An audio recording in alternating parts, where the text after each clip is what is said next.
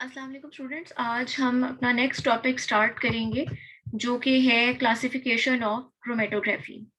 अब क्रोमेटोग्राफी को जो क्लासिफाई किया गया है वो इस बेसिस पर किया गया है कि इसमें ड्यूरिंग सेपरेशन कौन सा प्रोसेस इन्वॉल्व है। हमारे पास आप लोग डिफरेंट नाम सुनते हैं, पेपर क्रोमेटोग्राफी है, थिन लेयर क्रोमेटोग्राफी है, गैस क्रोमेटोग्राफी है, फिर HPLC high performance liquid chromatography है, आयन एक्सचेंज क्रोमेटोग्राफी है। तो ये जो वेराइटी ऑफ क्रोमेटोग्राफीज है बेसिकली वो क्या है, वो जो हम इनको ब्रॉडली 4 टाइप्स में डिवाइड करें ये उन्हीं के अंदर आती हैं, डिपेंडिंग अपॉन कि आपकी दी गई क्रोमेटोग्राफी के अंदर कौन सा प्रोसेस ऑफ सेपरेशन इन्वॉल्व है। तो बेसिक जो टाइप्स हैं वो 4 हैं। पार्टीशन क्रोमेटोग्राफी है, एड्सॉर्प्शन क्रोमेटोग्राफी है, एक्सक्लूजन क्रोमेटोग्राफी है और आयन एक्सचेंज क्रोमेटोग्राफी है। अब हम सबसे पहले देखते हैं कि पार्टीशन क्रोमेटोग्राफी क्या है। देखें, पार्टीशन मींस के खुद को पार्ट करना, डिवाइड करना, डिस्ट्रीब्यूट करना। तो पार्टीशन क्रोमेटोग्राफी में क्या होता है कि आपका जो भी सॉल्यूट है, सॉल्यूट यानी मिक्सचर ऑफ सब्सटेंसेस जिनको आप सेपरेट करना चाह रहे हैं, वो खुद को पार्टीशन करता है। ये बड़ी इंपॉर्टेंट लाइन है, किसके दरमियान, between a moving solvent and a stationary liquid. यानी आपने ये बात याद रखनी है कि जो पार्टीशन क्रोमेटोग्राफी है इसमें जो आपकी स्टेशनरी फेज होती है, मैं स्टेशनरी फेज को यहाँ एसपी से फिलहाल लिख रही हूँ, आपकी स्टेशनरी फेज इसमें क्या होगी, हमेशा लिक्विड होगी। ठीक है, तो वो यही बात कर रहे हैं कि पार्टीशन क्रोमेटोग्राफी में क्या होगा, आपका जो सॉल्यूट है वो खुद को डिस्ट्रीब्यूट करेगा between moving solvent. Moving solvent यानी किसकी बात हो रही है, मोबाइल फेज की बात हो रही है। ठीक है, मोबाइल फेज जो है वो आपकी मूविंग होती है। मूविंग आपकी यानी लिक्विड वो भी हो सकती है और गैस भी हो सकती है, क्योंकि गैस भी क्या होती है, मूविंग होती है। तो इसमें मोबाइल फेज गैस या लिक्विड दोनों हो सकती है, बट मोस्ट इंपॉर्टेंट की पॉइंट पार्टीशन क्रोमेटोग्राफी में क्या है कि जो आपकी स्टेशनरी फेज है वो आपके पास क्या होती है, लिक्विड होती है। अब वो लिक्विड किस तरह से होती है, वो बिल्कुल ऐसी होती है जैसे आप लोग पेपर क्रोमेटोग्राफी परफॉर्म करते हैं। तो पेपर क्रोमेटोग्राफी भी क्या है, एक आपके पास पार्टीशन क्रोमेटोग्राफी है जिसके अंदर आप जब पेपर यूज करते हैं तो पेपर के स्ट्रक्चर में जो सेलुलोज है उसके अंदर जो हाइड्रोक्सिल ग्रुप्स, जो वाटर मॉलिक्यूल्स हैं, वो एक्ट करते हैं एज अ स्टेशनरी फेज। ठीक है, अब देखने में बजाहिर आपको पेपर क्या लग रहा होता है, सॉलिड, लेकिन वहां जो स्टेशनरी फेज इन्वॉल्व है वो क्या है, लिक्विड है। इट मीन्स कि जो पेपर है वो किसके तौर पर एक्ट कर रहा है, वो एक सपोर्ट के तौर पर एक्ट कर रहा है जिसके अंदर क्या इनकॉर्पोरेट हुए हुए हैं, पानी के मॉलिक्यूल्स। आपकी जो स्टेशनरी लिक्विड है वो उसके अंदर इनकॉर्पोरेट हुआ हुआ है। तो यही कह रहे हैं कि इसके अंदर एक स्टेशनरी लिक्विड यूज किया जाता है which is held on a suitable solid support. अब व्हेन द सॉल्वेंट, सॉल्वेंट से मुराद क्या है, मूविंग फेज यानी मोबाइल फेज। अगर आपकी मोबाइल फेज लिक्विड है तो इसको हम नाम देंगे लिक्विड लिक्विड क्रोमेटोग्राफी का। ठीक है, लिक्विड लिक्विड क्रोमेटोग्राफी, पहला जो वर्ड लिक्विड है वो रिप्रेजेंट कर रहा है आपके पास मोबाइल फेज को, और जो दूसरा लिक्विड है वो रिप्रेजेंट कर रहा है आपके पास स्टेशनरी फेज को। फिर उसके बाद कह रहे हैं कि अगर आपकी मोबाइल फेज गैस होती है तो फिर आप इसको कहेंगे गैस लिक्विड क्रोमेटोग्राफी। ठीक है, गैस क्या शो कर रही है, ये आपके पास मोबाइल फेज शो कर रही है, लिक्विड क्या शो कर रही है आपके पास, स्टेशनरी फेज को। The liquid-liquid separations are carried out on a cellulose or moist silica gel, which may be in the form of thin sheets, paper chromatography. अब ये आपको एग्जाम्पल दे रहे हैं किसकी, लिक्विड लिक्विड क्रोमेटोग्राफी की। एक आ गई पेपर क्रोमेटोग्राफी जिसमें पेपर में जो सेलुलोज के अंदर पाए जाने वाले वाटर मॉलिक्यूल है वो एक्ट कर रहे हैं एज अ स्टेशनरी लिक्विड।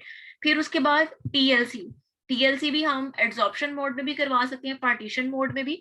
जब पार्टीशन मोड में करवाएंगे तो जो आपके पास सिलिका मौजूद है, जो आपका एड्सॉर्बेंट है, उसके अंदर जो आपका पानी के मॉलिक्यूल एड्सॉर्ब हुए होंगे वो एक्ट करेंगे एज अ स्टेशनरी लिक्विड।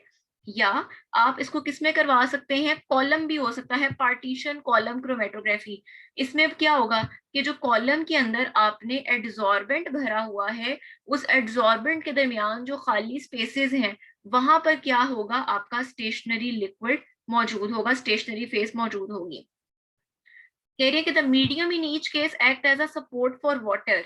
चाहे आप पेपर यूज कर रहे हैं, आप चाहे थिन लेयर में कोई एड्सॉर्बेंट की लेयर यूज कर रहे हैं, या कॉलम क्रोमेटोग्राफी में अगर आपने एड्सॉर्बेंट कॉलम के अंदर भरा हुआ है, तो वो जो आपका जो भी एड्सॉर्बेंट है कह लें, वो किसके तौर पर एक्ट कर रहा है, वो medium as a support act कर रहा है। The most useful application of liquid liquid chromatography is in separation of water soluble substances, कि ज्यादातर हम इसको किस में यूज करते हैं, वाटर सॉल्युबल सब्सटेंसेस में यूज करते हैं। अब ये आपने जो पार्टीशन क्रोमेटोग्राफी में जो पढ़ा, ये मैं आपके सामने बोर्ड पर समराइज कर देती हूँ।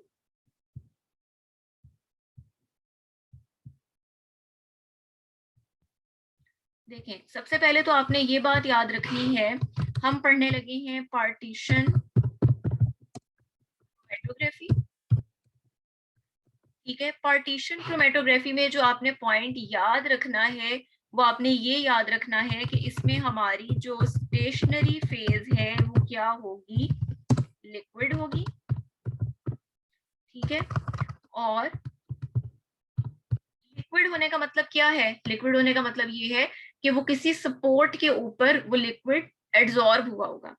अच्छा, दूसरी आपने जो इंपॉर्टेंट बात याद रखनी है इसके अंदर, वो ये कि हमारी मोबाइल फेज इसके अंदर क्या हो सकती है, मूविंग फेज है, ये हमारे पास लिक्विड भी हो सकती है और ये हमारे पास गैस भी हो सकती है। ठीक हो गया। अब हम इन बेसिस पर कहेंगे कि अगर हमारे पास जो है, यहां से अब हमारे पास इसकी दो टाइप्स जो है वो अराइज हो जाती हैं। किस तरह से, वो देखते हैं। देखें, अगर आपके पास स्टेशनरी फेज और मोबाइल फेज दोनों लिक्विड हैं, तो फिर हम इसको नाम देंगे लिक्विड लिक्विड क्रोमेटोग्राफी का।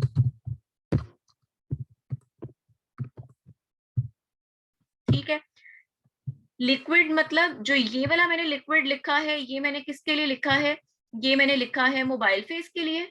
ठीक है, और जो ये वाला दूसरे वाला मैंने लिखा है, वो मैंने किसके लिए लिखा है, स्टेशनरी फेज के लिए। ओके, अब हम क्या करते हैं, दूसरी कैटेगरी देख लेते हैं। दूसरी कैटेगरी आपके पास क्या हो सकती है, दूसरी पॉसिबिलिटी आपके पास ये हो सकती है कि आप कहें गैस लिक्विड क्रोमेटोग्राफी।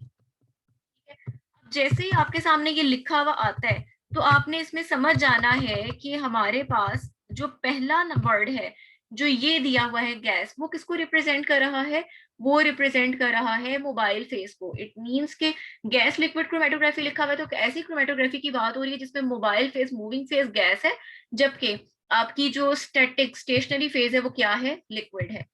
पहला वाला नेम मोबाइल फेज को शो कर रहा है और दूसरे वाला किसको शो कर रहा है, आपके पास पाई जाने वाली स्टेशनरी फेज को। ठीक हो गया। अब उसके अंदर उन्होंने आपको एग्जांपल्स कौन कौन सी कोट की हैं वो भी हम लिख लेते हैं। यानी इस पूरी जो पार्टीशन वाली कैटेगरी है, इसके अंदर एग्जांपल्स आपके पास कौन कौन सी आ जाती हैं।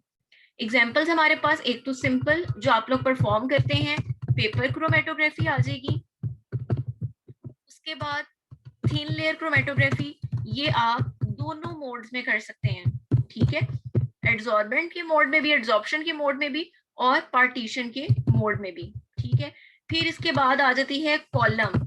कॉलम क्रोमेटोग्राफी भी आप दोनों मोड्स में कर सकते हैं। तो इसमें भी आपको साथ शुरू में क्या लिखना पड़ेगा, पार्टीशन का वर्ड लिखना पड़ेगा। एड्सॉर्प्शन कॉलम क्रोमेटोग्राफी अलग टर्म है, पार्टीशन कॉलम क्रोमेटोग्राफी अलग टर्म है। पार्टीशन वाली कैटेगरी में कौन सी आएगी, जिसके शुरू में आप क्या मेंशन करेंगे, पार्टीशन क्रोमेटोग्राफी। ठीक है, इसके अलावा जो हमारे पास जीएलसी और जीएससी, गैस लिक्विड क्रोमेटोग्राफी भी इस कैटेगरी में आएगी, गैस लिक्विड क्रोमेटोग्राफी। ठीक है, ये सब क्या आ गई, डिफरेंट टाइप्स आ गई। अब हम चलते हैं वापस अपनी अगली टाइप की तरफ, जो कि आपकी है एड्सॉर्प्शन क्रोमेटोग्राफी।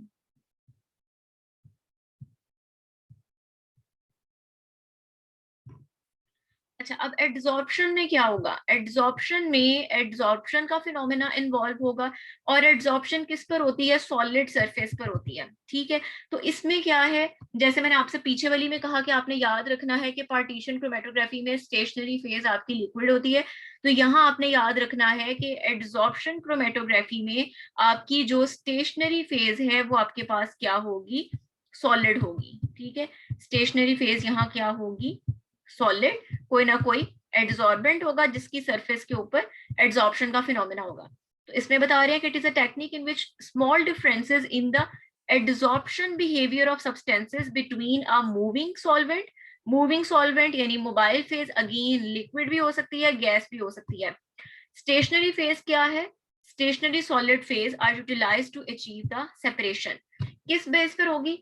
आपके जो मिक्सचर है उसके अंदर ए बी सी जितने भी कंपोनेंट्स हैं, हर एक की एड्सॉर्बेंट के साथ एडहेयर करने की, एड्सॉर्ब करने की एबिलिटी क्या होगी? डिफरेंट होगी। तो इन बेसिस पर आपकी ये सेपरेशन होगी। अब इसमें आपको कैटेगराइज कर रहे हैं कि जब आपकी, देखें इसमें एड्सॉर्बेंट तो आपका सॉलिड ही रहना है।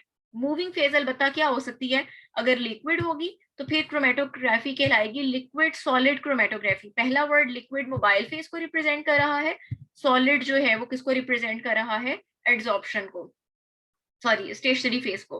ठीक हो गया। उसके बाद आ जाता है एड्सॉर्प्शन कॉलम क्रोमेटोग्राफी, इसकी एग्जांपल दी गई है। उसके बाद आ जाता है when the moving phase is a gas it is called gas solid chromatography. अब अगर आपके सामने ये नाम लिखा हो तो अंडरस्टूड है कि पहला वाला मोबाइल फेज है, दूसरे वाला स्टेशनरी फेज का नाम है। तो अगर स्टेशनरी फेज सॉलिड है तो इट मींस कि कौन सी कैटेगरी से ताल्लुक रख रही है? एड्सॉर्प्शन क्रोमेटोग्राफी से इसका ताल्लुक है। ठीक है, अब हम जो है इसको भी एक तरह से सम अप कर लेते हैं इन सारे पॉइंट्स को।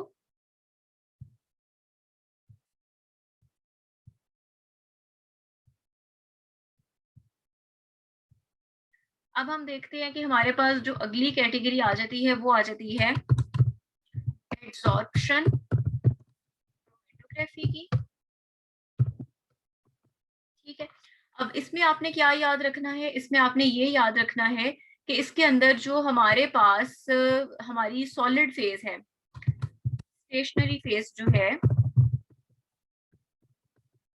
वो कौन सी फिजिकल स्टेट में होती है? वो सॉलिड फॉर्म में होती है। ठीक है, अगेन जो हमारी मोबाइल फेज है उसकी हमारे पास अगेन दो पॉसिबिलिटीज हैं, वो लिक्विड भी हो सकती है और वो हमारे पास गैस भी हो सकती है। ठीक है, अब हमने इन बेसिस पर क्या करना है? इनको कैटेगराइज कर देना है। दो कैटेगरीज आ जाएंगी। कौन कौन सी आएंगी वो देख लेते हैं। पहली कैटेगरी आपकी बन जाएगी, आप कहेंगे कि हमारे पास हो सकता है लिक्विड सॉलिड क्रोमेटोग्राफी, या आप कहेंगे कि हमारे पास हो सकता है गैस सॉलिड क्रोमेटोग्राफी। ठीक है, अब इसका मतलब है आप इन नामों से पहचान सकते हैं। गैस सॉलिड लिखा हुआ है तो सॉलिड किसकी बात हो रही है? ये आपके पास बात हो रही है, ये जो सॉलिड लिखा हुआ है ये किसके लिए लिखा हुआ है? स्टेशनरी फेज के लिए। इसका मतलब है इसका ताल्लुक किससे है? एड्सॉर्प्शन क्रोमेटोग्राफी से। आपके सामने लिखा हुआ है वर्ड लिक्विड सॉलिड क्रोमेटोग्राफी, तो सॉलिड किसका बता रहा है? किसके बारे में बता रहा है? स्टेशनरी फेज के बारे में बता रहा है। इसका मतलब है कौन सी टाइप है? एड्सॉर्प्शन है। यही अगर इस सॉलिड की जगह वर्ड लिक्विड लिखा होता तो फिर इसका मतलब होना था कि स्टेशनरी फेज लिक्विड है, और जब स्टेशनरी फेज लिक्विड हो तो फिर वो कौन सी कैटेगरी में आ जाएगा? वो आपके पास उसकी पार्टीशन की कैटेगरी में आ जाएगा। ठीक है, अब इस बेसिस पे उसने डिस्क्राइब किया है कि हमारे पास एग्जांपल्स कौन सी हो सकती हैं। हमारे पास थिन लेयर क्रोमेटोग्राफी हो सकती है, वो भी हम एड्सॉर्प्शन मोड में कर सकते हैं। लिख लें इसको पास, हम column chromatography adsorption column chromatography कर सकते हैं। इसके अलावा गैस क्रोमेटोग्राफी जिसमें गैस सॉलिड GSC भी जिसको कहते हैं वो भी हम इसमें कर सकते हैं। अब हम देखते हैं अगली टाइप जो आपकी बुक में दी गई है, वो आपकी अगली दी गई है एक्सक्लूजन क्रोमेटोग्राफी। जो एक्सक्लूजन क्रोमेटोग्राफी है इसकी भी आगे से दो टाइप्स हैं। एक्सक्लूजन क्रोमेटोग्राफी आपकी जो सेपरेशन करती है वो करती है on the basis of size. ठीक है, ये टेबल हम बाद में देखते हैं। Exclusion chromatography. In this type of chromatography, the separation of a sample component is based on the molecular size. जैसे पहले वाली जो आपने देखी वो किस पे डिपेंड कर रही थी कि उसने खुद को डिस्ट्रीब्यूट कैसे किया, दूसरी वाली डिपेंड कर रही थी एड्सॉर्प्शन पे, ये किस पे डिपेंड कर रही होती है? मॉलिक्यूलर साइजेस पे। इसमें दो कैटेगरीज होती हैं, जेल परमिएशन और सीविंग सेपरेशन। जेल परमिएशन में आपकी जो स्टेशनरी फेज होगी वो कोई ना कोई जेल होगी, और सीविंग में आपके पास कुछ ऐसे मॉलिक्यूल्स होंगे जो एक सीव के तौर पर एक्ट करते हैं। सीव क्या होती है? जो किसी चीज को जैसे कहते हैं स्टेन करना, छान देना, जिसके अंदर चैनल्स बने होते हैं जिसमें से स्पेसिफिक साइज की चीज ही पास कर सकती है। जेल परमिएशन क्या है? It is a technique in which separation is based upon the molecular size and shape of the species in the sample. In this technique, stationary phase क्या होती है? Beads of porous synthetic material, gel होती है. जब liquid उसमें से पास करता है, जिसको आप मोबाइल फेज कह रहे हैं, तो वो जेल क्या हो जाती है? स्वेल कर जाती है. स्वेल करने पे उसके जो डिफरेंट बीड्स हैं, उनके दरमियान जो पोर साइज है वो क्या कर जाता है? वेरी. फिर आपके जो सॉल्यूट पार्टिकल्स जिनको आप सेपरेट करना चाह रहे हैं, अगर उनका साइज इस काबिल होगा कि वो उन पोर्स के दरमियान ट्रैप हो सके, तो वो सेपरेशन हो जाएगी. अदरवाइज वो मोबाइल फेस के साथ फ्लो कर जाएगा. यानी फॉर एग्जाम्पल, ये आपके पास पोरस से बीड्स मौजूद हैं. ठीक है, अब ये देखें, ये इनके दरमियान आपको कहीं कहीं व्हाइट कलर का जो पार्ट, बल्कि मैं इस व्हाइट पार्ट को कलर कर देती हूँ. ये देखें, ये जो आपको बीच में ये वाला पार्ट दिखाई दे रहा है, ठीक है, ये पोरस हिस्सा होगा. अब ये आपकी टाइप ऑफ जेल पे डिपेंड करता है कि वो कितने साइज के पोर्स क्रिएट करेगी, और क्या वो चीज जिसको आप सेपरेट करना चाह रहे थे उसके साइज और शेप पे डिपेंड करता है कि क्या वो इन पोर्स में आ जाएगी. अगर तो वो इन पोर्स में आ जाएगी तो इसका मतलब है कि आपकी चीज की एफिनिटी स्टेशनरी फेज के साथ ज्यादा थी. अगर वो इन पोर्स में ट्रैप नहीं हो पाती, साइज मैच नहीं कर रहा, तो फिर वो मोबाइल फेज के साथ जो है वो एल्यूट हो जाएगी, आपको रिसीव हो जाएगी. ठीक है, और हर पर्टिकुलर जेल के लिए जो होता है वो क्रिटिकल साइज होता है. हम रैंडमली जेल कोई भी यूज नहीं कर सकते, बल्कि हमें देखना पड़ता है कि उसका पोर साइज कितना होगा, उसके अंदर हमारे जो जिन मॉलिक्यूल्स को सेपरेट करना चाह रहे हैं वो अंदर पेनिट्रेट कर पाएंगे कि नहीं कर पाएंगे. दूसरी कैटेगरी आ जाती है सीविंग सेपरेशन. इसमें हम क्या करते हैं? मॉलिक्यूलर सीव. क्या हो सकता है उसमें? Natural and synthetic crystalline material, for example जैसे जियोलाइट्स होते हैं, उनको यूज करते हैं. इसमें फिल किया होता है, कॉलम के अंदर हम फिल करते हैं और मॉलिक्यूल्स को हम सेपरेट कर सकते हैं, बड़े मॉलिक्यूल्स को छोटे मॉलिक्यूल सेपरेट कर सकते हैं. Molecular sieve contain permanent cavities. Gel के अंदर क्या था? आपने जब सॉल्वेंट डाला तो उसके अंदर पोर्स कैविटीज बनी, लेकिन इनके अंदर क्या होते हैं? परमानेंट कैविटीज और चैनल्स बने होते हैं इनके स्ट्रक्चर के अंदर, जो कि अलाउ करते हैं कि स्पेसिफिक साइज के मॉलिक्यूल ही उन चैनल्स के अंदर ट्रैप हो सकते हैं, बाकी के जो है वो वहां से फ्लश आउट हो जाएंगे. ठीक हो गया, ये हमारी एक्सक्लूजन की टाइप आ गई. जो अगली हमारी टाइप आ जाती है वो आ जाती है ion exchange chromatography. Ion exchange name से पता लग रहा है कि इसमें आयन्स इन्वॉल्व हैं. In this type of chromatography ion exchangers are used. इसमें आप सिंपल स्टेशनरी फेज यूज नहीं करते, बल्कि हम कहते हैं आयन एक्सचेंज रेजिन्स, जिनके ऊपर चार्ज होता है, वो हम यूज करते हैं. Ion exchange is a reversible interchange of like ions between a solid phase ion exchanger and a liquid phase with which there is no permanent change in the structure. यानी for example, अगर हम negative, हम ये भी कर सकते हैं कि कोई ऐसा आयन एक्सचेंजर यूज करें जिसमें पॉजिटिव चार्ज हो. ठीक है, हम कोई carboxylic acid based organic compound use कर लेते हैं एज अ आयन एक्सचेंजर. जब वो अपने प्रोटॉन दे देगा तो बाकी क्या बचेगा? COO negative carboxylate ion. ठीक है, अब वो नेगेटिव आयन क्या करेगा? आपके सॉल्यूट के अंदर जो प्लस चार्ज वाले पार्टिकल्स हैं उनको क्या कर लेगा? अपनी तरफ अट्रैक्ट कर लेगा, वो उसके साथ एडहियर हो जाएंगे और वो आपके पास क्या हो जाएगी? सेपरेशन हो जाएगी. इसी तरह अगर आप किसी पॉजिटिव चीज को सेपरेट करना चाह रहे हैं, आप वहां पर कोई अमाइनो ग्रुप लगा दीजिए. ठीक है, तो इस तरह से हमारे पास सेपरेशन होती है. आयन एक्सचेंज रेजेंस आप नेचुरल भी कोई यूज कर सकते हैं, कोई सिंथेटिक ऑर्गेनिक पॉलीमर भी यूज कर सकते हैं. बस हमें ये देखना होता है कि उसमें जो है एसिडिक और बेसिक ग्रुप्स इस तरह से लगे हुए हों कि जब वो अपना बासानी प्रोटॉन रिलीज करें या प्रोटॉन एक्सेप्ट करें तो उनपे पॉजिटिव या नेगेटिव चार्ज आ जाए, तभी वो आयंस की फॉर्म में होंगे और आपके जो सैंपल है जिसमें आप सेपरेशन करना चाह रहे हैं उसके आयंस के साथ उसकी सेपरेशन हो सकेगी. ठीक हो गया. अब हम जो है देख लेते हैं, जो पीछे हमने फ्लो शीट थी छोड़ी, वो देख लेते हैं कि उसमें आपको क्या डिस्क्राइब किया गया है.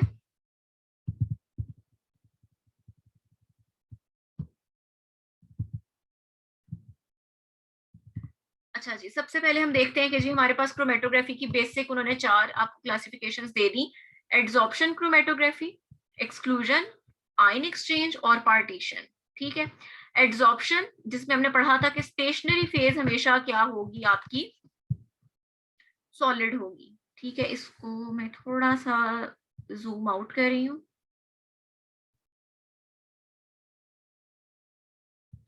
अच्छा, इसमें आपने पढ़ा था कि स्टेशनरी फेज क्या होगी? सॉलिड. अब ये देखिए, मोबाइल फेज आगे से एड्सॉर्प्शन के अंदर या तो गैस हो सकती है या लिक्विड हो सकती है। स्टेशनरी फेज में क्या रहना, सॉलिड ही रहना है। इस बेस पे देखिए उन्होंने क्लासिफाई किया है, गैस सॉलिड क्रोमेटोग्राफी एक टाइप दे दी और दूसरी आपको दे दी लिक्विड सॉलिड क्रोमेटोग्राफी।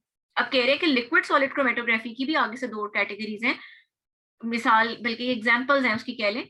जैसे आपके पास आ जाती है एड्सॉर्प्शन कॉलम क्रोमेटोग्राफी। इसमें आपके पास क्या होगा, कोई ना कोई एड्सॉर्बेंट आप यूज कर रहे होंगे, एल्यूमिना हो गया, सिलिका हो गया, उसकी सरफेस के ऊपर क्या होगा, एड्सॉर्प्शन का प्रोसेस होगा और कोई जो ऑर्गेनिक सॉल्वेंट है वो आपका क्या कर रहा होगा, as a mobile phase act कर रहा होगा। फिर आ जाती है थिन लेयर क्रोमेटोग्राफी। इसमें आपकी स्टेशनरी फेज अगेन क्या होगी, कोई ना कोई एड्सॉर्बेंट होगा, किसके ऊपर स्प्रेड किया होता है, ग्लास शीट के ऊपर स्प्रेड किया होता है और इसमें जो है मोबाइल फेज को यूज करते हैं, वो एज अ सॉल्वेंट आपकी मोबाइल फेज आ जाएगी। एक्सक्लूजन क्रोमेटोग्राफी के दो टाइप्स हैं, वो आप पढ़ चुके हैं, जेल परमिएशन और सीविंग सेपरेशन है।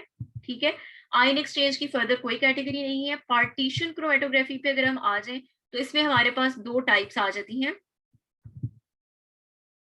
पहली टाइप जो है आपकी वो आ जाती है, इसको थोड़ा और नीचे कर देती हूँ। अच्छा, पहली बात तो आपने जो याद रखनी है वो ये याद रखनी है कि पार्टीशन क्रोमेटोग्राफी में आपकी स्टेशनरी फेज क्या होनी है, लिक्विड होनी है। ठीक है, मोबाइल फेज गैस भी हो सकती है, मोबाइल फेज लिक्विड भी हो सकती है। अगर आपकी मोबाइल फेज गैस है तो अब ये कहलाएगी गैस लिक्विड क्रोमेटोग्राफी। लिक्विड क्या शो कर रहा है यहाँ पर, स्टेशनरी फेज को। अब वो बता रहे हैं कि इसके अंदर स्टेशनरी फेज क्या होती है, थिन लेयर होती है किसकी, नॉन वोलेटाइल लिक्विड की, जिसके ऊपर कोट किया होता है किसी पोरस सॉलिड के अंदर और पैक किया होता है कॉलम के अंदर। और जिस चीज को आपने सेपरेट करना है उसके लिए हम क्या करेंगे, यहाँ पर एज अ मोबाइल फेज किसको, गैस को पास करते हैं। फिर दूसरी कैटेगरी आ जाती है लिक्विड लिक्विड क्रोमेटोग्राफी, यानी जिसके अंदर मोबाइल फेज, जिसके अंदर स्टेशनरी फेज, दोनों चीजें आपकी क्या है, लिक्विड फॉर्म के अंदर है। इसमें एक आपके पास आ जाती है पार्टीशन कॉलम क्रोमेटोग्राफी, यानी कॉलम के अंदर जो आपने एड्सॉर्बेंट भरा होगा, उस एड्सॉर्बेंट का काम सिर्फ और सिर्फ एक सपोर्ट के तौर पर एक्ट करना है। यहाँ बीच में वाटर मॉलिक्यूल ट्रैप हुए हुए होंगे जो एक्ट कर रहे होंगे एज अ स्टेशनरी फेज। अगली आपकी आ जाती है पेपर क्रोमेटोग्राफी, जिसके बारे में आप बहुत डिटेल में जानते हैं कि इसमें आपका जो पेपर होता है वो उसके अंदर पाया जाने वाला liquid as a stationary phase act करता है और मोबाइल फेज आपका कोई भी सॉल्वेंट हो सकता है। फिर thin layer chromatography adsorption mode में ये वाली थी और ये जो आप देख रहे हैं पार्टीशन मोड में कर रहे हैं। ठीक है, इसमें क्या होगा, शीशे की प्लेट के ऊपर आपने जो भी एड्सॉर्बेंट की शीट लगाई है उसके अंदर पाए जाने वाले जो वाटर मॉलिक्यूल्स हैं वो किसके तौर पर एक्ट कर रहे होंगे, आपकी स्टेशनरी फेज के तौर पर एक्ट कर रही होंगी। ठीक है, इनको जरा अच्छे से तैयार कीजिए, यहाँ से आपके बहुत सारे क्वेश्चंस बन सकते हैं। डिफरेंट टाइप्स हैं यहाँ से आपकी अराइज होती है क्रोमेटोग्राफी की। और यहाँ तक आपने जनरल देख लिया कि क्रोमेटोग्राफी होती क्या है और इसको हम क्लासिफाई किस तरह से करते हैं। आपके सिलेबस में इसमें से दो टाइप्स इंक्लूड हैं, पेपर क्रोमेटोग्राफी और कॉलम क्रोमेटोग्राफी, जो कि हम अपने नेक्स्ट लेक्चर्स में आगे स्टार्ट करेंगे।